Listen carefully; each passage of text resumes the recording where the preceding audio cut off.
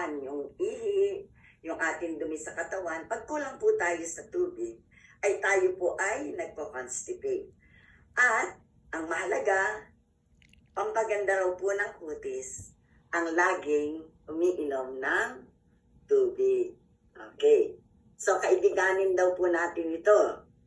Ang isa po nating dapat rin kaibiganin ngayon 2025 ay si Miss QS or Quality Sleep. Napapansin daw po na ang mga seniors, pagising-gising, di ba? Paano raw ba tayo magkakaroon ng quality sleep? Kayo ba ay may normal na tulog? Or kung kailan ka lang antukin, tsaka ka nahihiga? Dapat daw po tayo ay mayroong oras na kahit gaano kasarap yung puntahan ninyo or ka-chat mo sa chat room, tumigil kayo pagdating ng 10 a.m. Pumikit na po kayo para nakakondisyon na yung ating mga mata na pagdating ng ganitong oras, quality na yung ating sleep.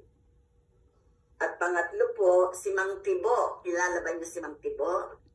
Si Mang Tibo po ay, ang buong pangalan niya ay positibo. Sa araw-araw, ay dumarating sa ating problema, disappointments, challenges, struggles. Ito raw po yung wag mawawala sa ating mga seniors. Ito yung ating kakampi. Huwag tayong maging negatibo. I-treat natin yung mga bagay na dumarating sa ating buhay na lilipas din yon, yung mga problema, yung mga struggles. Nasa pagdadala na lang po natin yon. Okay.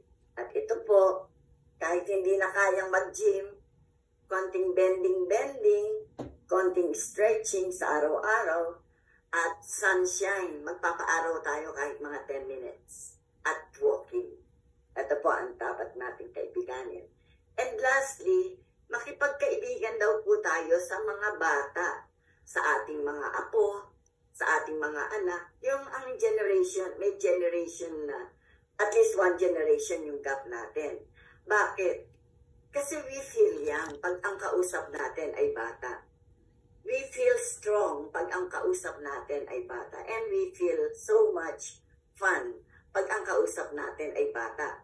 Kasi pag ang kausap daw natin, mga kaedad natin, katulad nating matatanda, ano yung ending? Nagkakabunsitang kadalas. Nagpipilitan. Pinipilit yung kanyang maniniwala. Samantalang kung bata, kahit bata yung kausap natin, natututo tayo sa mga bata. At ang mga bata rin ay nag-e-enjoy tayong kasama kasi natututo rin sila sa atin. Yun lang po ang mga dapat kaibiganin para sa ating kagandahan at wellness ngayong 2025. Magandang umaga po sa inyo lahat. Thank you. Salamat po ng marami.